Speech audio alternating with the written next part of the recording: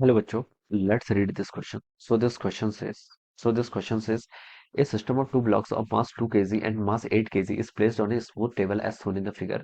The coefficient of static friction between two blocks 0.5 है. The maximum horizontal force F that can be applied on the block of mass capital M so that the blocks can move together. ये दोनों blocks क्या करें आपके साथ move करें, ये हमें बताना है. ऑलराइट, तो चलिए बच्चों इस क्वेश्चन को स्टार्ट करते हैं. तो इस क्वेश्चन का बच्चों की कॉन्सेप्ट आपका लिख लीजिए. आपको बच्चों क्या बताना है आपको यहाँ पर the maximum horizontal force F जिससे साथ में मूव करें. साथ में मूव करेंगे तो बच्चों कौन सा फ्रिक्शन लगेगा आपका स्टैटिक फ्रिक्शन. तो यहाँ पे आपका स्टैटिक फ्रिक्शन लिख लीजिए या लिमिटिंग वैल्यू ऑफ फ्रिक्शन लिख लीजिए या maximum value of static friction लिख लीजिए, कुछ भी लिख लीजिए. ठीक है, ये आपका क्या हो जाएगा इसका की कॉन्सेप्ट. ठीक है, तो देखिए बच्चों सिचुएशन कैसी है आपकी.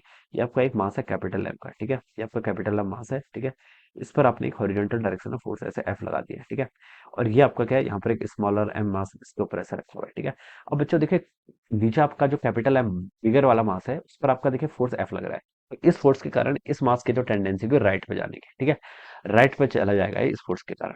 अब लेफ्ट जो उसके ऊपर सॉरी उसके ऊपर जो मासेस रखा है वो भी साथ में मूव करना चाहिए, लेकिन वो साथ में मूव करेगा क्यों. ठीक है, एक फोर्स इस पर ऐसे mg लगेगा इसके कारण नहीं करेगा, एक इसके रिस्पॉन्स पर नॉर्मल लगेगा इसके कारण भी नहीं करेगा.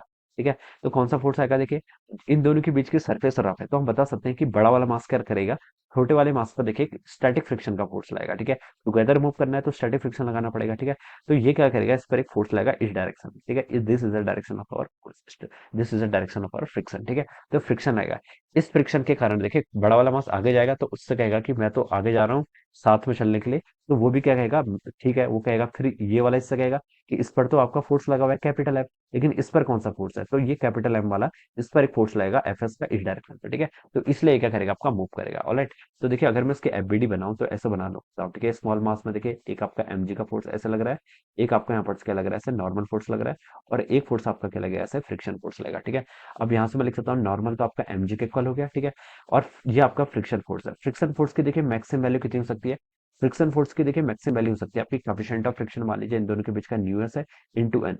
This is the maximum allowed value of static friction. ये क्या होगी आपकी maximum allowed value of static friction. हम यहाँ पर से ऐसे लिख सकते हैं. ठीक है, ये हम लिख सकते हैं. अब मान लीजिए बच्चों ये दोनों क्या कर रहे हैं आपके ए एक्सेलरेशन से मूव कर रहे हैं. किससे मूव कर रहे हैं आपके ए एक्सेलरेशन से. ठीक है, यहाँ से कितने से मूव कर रहे हैं आपका ए एक्सेलरेशन. ठीक है, अब देखिए इसका मास मान लीजिए दोनों आपके टुगेदर मूव करेंगे तो दोनों का एक्सेलरेशन सेम होगा.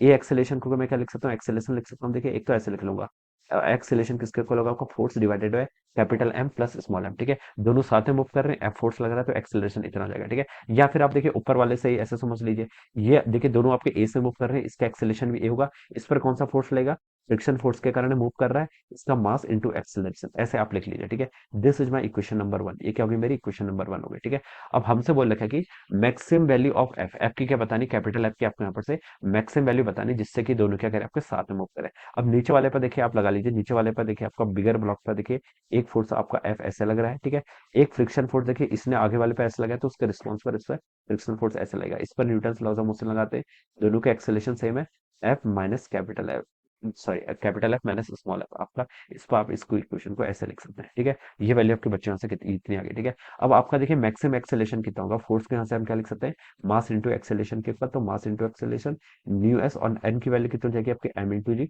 एम से आपका एम कैंसिल. मैक्सिमम एक्सेलरेशन की वैल्यू के लिए हम बता सकते हैं कि मैक्सिमम वैल्यू फाइंड आउट करिए तो इनइक्वलिटी को हटा के आप सिंपली इसको न्यू एस इंटू जी लिख लीजिए. ठीक है, ये हो जाएगा.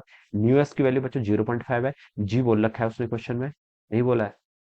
9.8 लिख ले लीजिए. ठीक है, 10 मत लेना इस क्वेश्चन, क्योंकि ऑप्शन देख के पता चल रहा है. ले भी लेंगे तो कोई फर्क नहीं पड़ेगा क्योंकि आंसर आपके काफी दूर है मतलब. ठीक है, तो न्यू एस वैल्यू बच्चों आपको 0.5 और जी की वैल्यू आप 9.8 फुट कर लीजिए.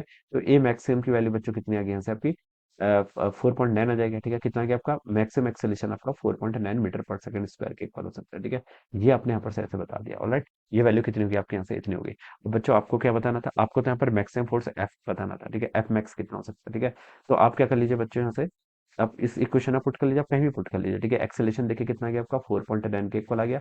आपको फोर्स एफ फाइंड करना है, divided by capital M plus small M.